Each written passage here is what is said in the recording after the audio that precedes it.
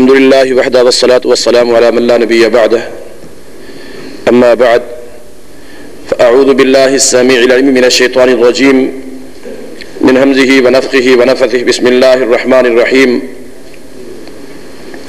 وما أمروا إلا ليعبدوا الله مخلصين له الدين. ہر قسم کی حمد و ثنا اللہ رب العالمین کے لیے ہے. صلاۃ و سلام امام الانبیاء جناب محمد رسول اللہ صلی اللہ تعالی علیہ وآلہ وصحبہ وسلم کی ذات گرامی کے لیے. اس مختصر حمد و ثنا اور صلاۃ و سلام کے بعد آج اس جامع مسجد بیعت الرضوان میں ہمارے ملک کے عظیم شخصیت قاری قرآن واعظ خوش الحان مقرر شرعی بیان اور مبلغ شعلہ بیان حضرت مولانا قاری محمد یاسین بلوچ حفظہ اللہ تعالی، ان کے درس کا یہ پروگرام ہے اور الحمدللہ وہ تشریف بھی لا چکے ہیں.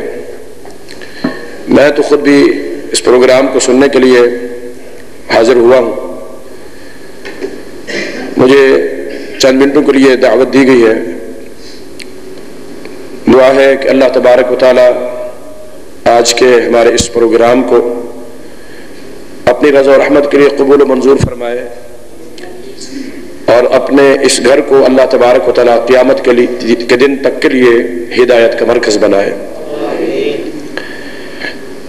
جن دوستوں ساتھیوں نے پروگرام منعقد کیا ہے اللہ ان کی محنتوں کو بھی کوششوں کو بھی قبول و منظور فرمائے اور مسجد کی انتظامیہ اور بالخصوص منتظم اللہ تبارک و تعالی سب کو اپنی خیر و برکت عطا فرمائے.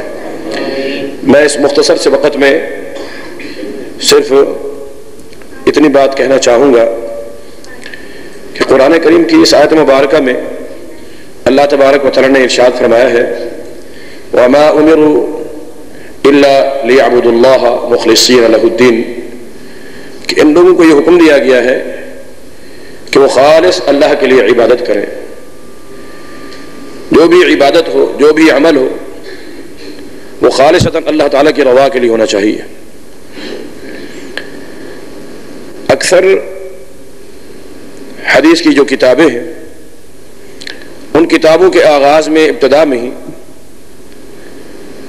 اگر دیکھا جائے تو یہ حدیث بڑی کثرت سے ملتی ہے جو بڑی مشہور اور معروف ہے کہ انما الاعمال بالنیات، اور بالخصوص نبی اکرم صلی اللہ علیہ وسلم نے اسی میں ہی یہ ارشاد فرمایا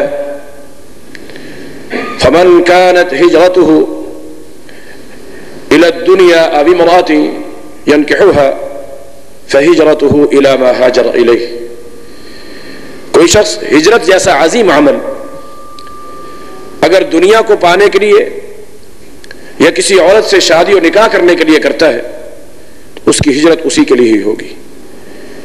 اگر خالصتاً اللہ کی رضا کے لیے کوئی شخص ہجرت کرتا ہے تو جناب محمد رسول اللہ صلی اللہ علیہ وسلم ارشاد فرماتے ہیں کہ ان الہجرۃ تہدم ما کان قبلها، کہ ہجرت کرنے سے انسان کے جتنے بھی پہلے گناہ ہیں وہ اللہ تبارک و تعالیٰ سارے کے سارے معاف فرما دیتا ہے.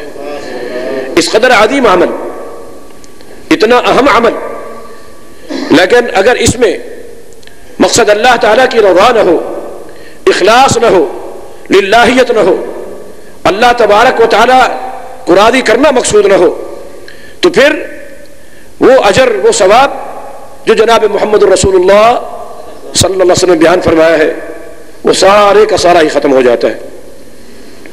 امام الانبیاء جناب محمد رسول اللہ صلی اللہ علیہ وسلم نے ریاکاری کو، جو اخلاص کے برعکس ریاکاری، دکھلاوا، نمود، نمائش، شہرت، نام مری، اس چیز کو جناب محمد رسول اللہ صلی اللہ علیہ وسلم نے شرک اصغر قرار دیا ہے.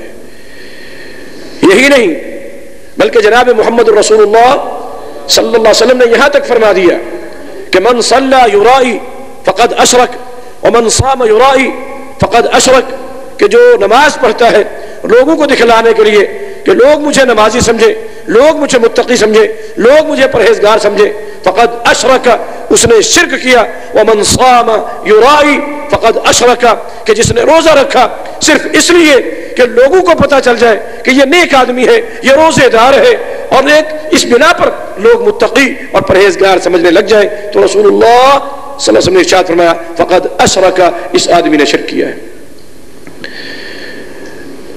امام الانبیاء جناب محمد رسول اللہ صلی اللہ علیہ وسلم نے صحابہ کرام کو فرمایا الا اخبرکم اول من سعر به جہنم، کیا میں تمہیں وہ لوگ نہ بتلاؤں جنہیں سب سے پہلے جہنم میں ڈالا جائے گا، جہنم کی آگ کو انہی سے بھڑکایا جائے گا، انہی سے ہی جلایا جائے گا، کیا میں تمہیں خبر نہ دوں؟ صحابہ نے کہا اللہ کے رسول فرمائیے، تو فرمایا کہ ثلاث اول من سعر به جہنم، وہ تین آدمی ہیں، تین قسم کے لوگ ہیں جنہیں سب سے پہلے جہنم میں ڈالا جائے گا، جہنم کی آگ کو انہی سے بھڑکایا جائے گا، انہی سے ہی جلایا جائے گا، اور وہ کون ہے؟ ان میں سے نبی اکرم صلی اللہ علیہ وسلم نے ارشاد فرمایا ایک تو وہ آدمی ہے جو اللہ تعالیٰ کا دیا ہوا مال اللہ کے راستے میں خرچ کرتا ہے۔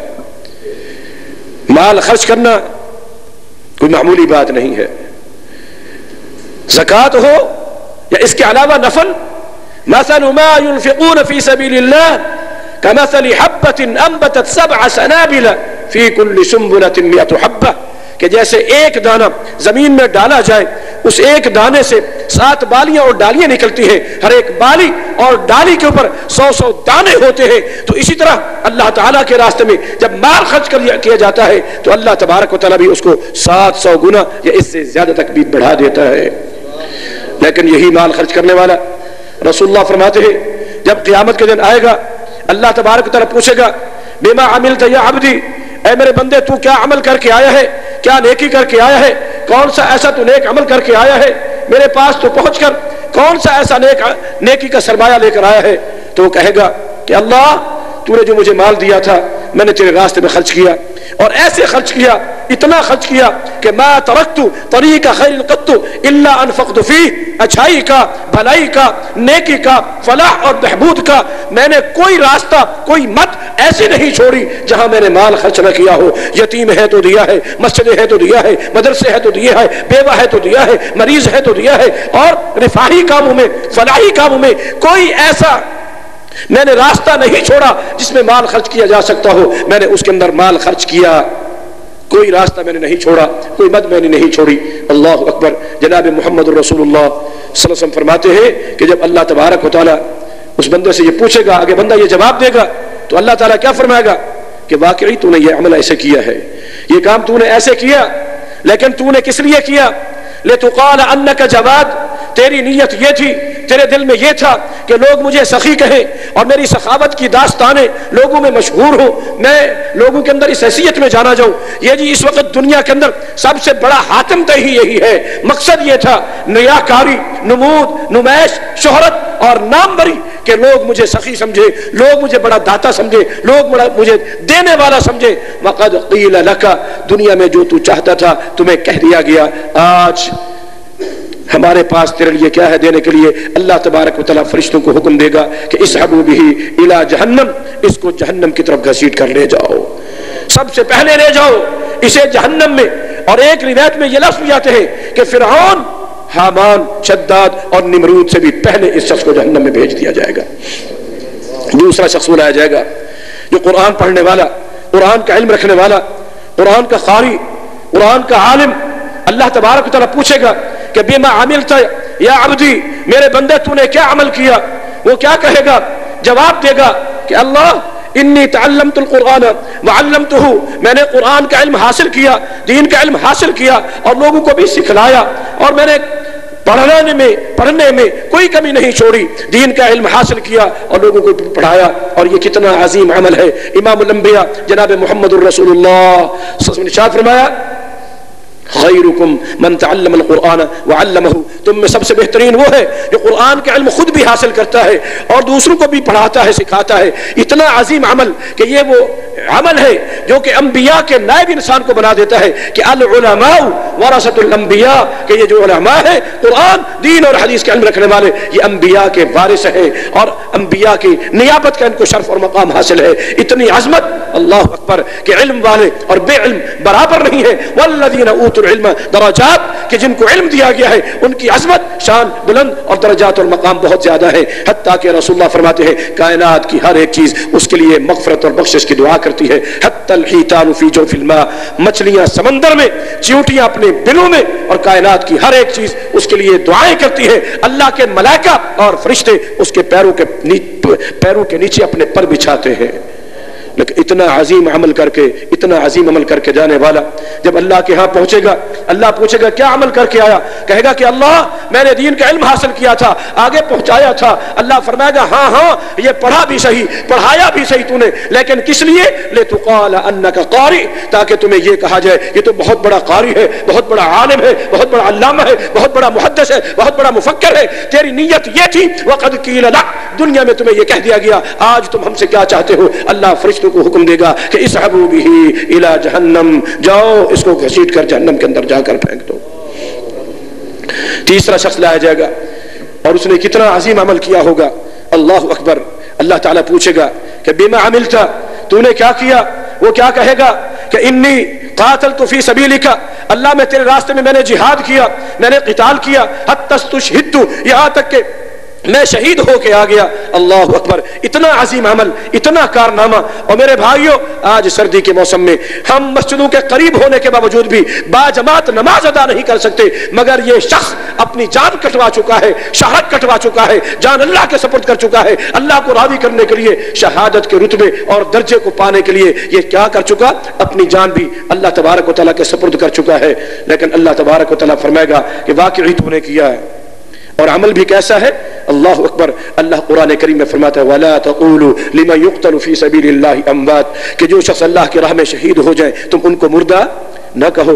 कायनात में, इस कायनात में जनाब मोहम्मद रसूलुल्लाह सल्लल्लाहु अलैहि वसल्लम से बढ़कर कोई और अजीम जात नहीं है, कोई और दर्जा नहीं, कोई और मकाम नहीं है कि खातमुन नबिय्यीन है, सय्यदुल अव्वलीन वल आखिरीन है, इमामुल अंबिया वल मुरसलीन है। लेकिन इसके बावजूद जनाब मोहम्मद रसूल क्या फरमाते हैं कि मेरा दिल भी चाहता है लवदित्तु अन उक़तल फी सबीलिल्लाह सुम्मा उहया सुम्मा उक़तल सुम्मा उहया सुम्मा उक़तल सुम्मा उहया सुम्मा उक़तल। मैं मोहम्मद रसूलुल्लाह का दिल करता है अल्लाह की राह में शहीद किया जाऊं, फिर जिंदा किया जाऊं, फिर शहीद किया जाऊं, फिर जिंदा किया जाऊं, फिर शहीद किया जाऊं, फिर जिंदा किया जाऊं। अल्लाह अकबर। इतना बड़ा एहसास, इतना बड़ा मकाम कि जो शहीद होता है, रसूलुल्लाह फरमाते हैं जामे तिर्मिज़ी की सही हदीस है कि युग़फ़रु लहू मिन अव्वल क़तरतिन दमिन लहू, उसके जिस्म से खून का पहला कतरा निकलते ही अल्लाह ताला उसकी जिंदगी के सारे गुनाह मुआफ़ फरमा देता है। व उमिन मिन फ़ितनतिल क़ब्र, उसको कब्र के अज़ाब से, कब्र के सवाल जवाब से, कब्र की आज़माइशों से उसे महफूज कर लिया जाता है। 7 खुसूसियात इस हदीस में नबी सल्लल्लाहु अलैहि वसल्लम ने उसके लिए बयान फरमाई है। मगर इतना बड़ा शान, रुतबा, मर्तबा और मकाम पाने के बावजूद अल्लाह तबारक व तआला क्या फरमाएगा? वाकई तूने ऐसे किया, लेकिन किस लिए? लितुक़ाल अन्नका शुजा, कि लोग तुम्हें बहादुर कहें, तुम्हारी बहादुरी की दास्तानें छपे, लोगों में मशहूर हूं। इतनी इसकी खिदमत थी, इतने इसके मार्के थे, इतने इसके लिए जनाब, ये सारे के सारे किस लिए? कि लोगों को पता चल जाए वक़द क़ील लका, और दुनिया में ये तेरे लिए कह दिया गया। आज तू मुझसे क्या चाहता है? अल्लाह तबारक व तआला फरिश्तों को हुक्म देगा कि इसहबू बिही इला जहन्नम, जाओ घसीट कर इसे जहन्नम के अंदर ले जाओ। मेरे भाइयों, हमें जरूरत है इस बात की कि हम अपने तमाम तर मामलात में इखलास लिल्लाहियत, अगर बड़े से बड़ी अजीम तरीन इबादत ही क्यों नहीं है, अगर उसमें इखलास आ जाए, इखलास आ जाता है, अल्लाह ताला उसको कबूल करता है, उसकी कदर अल्लाह के यहाँ और ज्यादा बढ़ जाती है। लेकिन अगर बड़ी से बड़ी इबादत इसमें से इखलास को निकाल दिया जाए, इखलास को माइनस कर दिया जाए, तो वो इबादत अजर और सवाब से महरूम होकर एक उल्टा गुनाह और शिर्क के दर्जे तक इंसान को पहुंचा देती है। लेकिन अगर एक दुनियावी काम भी है, लेकिन उसमें मकसद अल्लाह की रज़ा है, और किसी अंदाज में दुनियावी काम करते हुए भी, दुनियावी अग़राज़ व मक़ासिद के अंदर भी अगर अल्लाह की रज़ा को मद्देनज़र रखा जाए, अल्लाह तबारक व तआला बसा औक़ात उसको भी इबादत का दर्जा अता फरमा देता है। اللہ سے دعا ہے اللہ تعالیٰ عمل کی توفیق عطا فرمائے. مجھے حکم ملا تھا چند منٹوں کے لیے میں حاضر ہوا ہوں، ورنہ میں نے پہلے بھی عرض کیا ہے، میں خود بھی سننے کے لیے آیا ہوں. اللہ تبارک و تعالیٰ میرے بھائیو علماء کبھی کبھار تشریف لاتے ہیں، ان سے کچھ فیض حاصل کر لیں، کچھ سیکھ لیں. اللہ تبارک و تعالیٰ ہم سب کو عمل کی توفیق عطا فرمائے.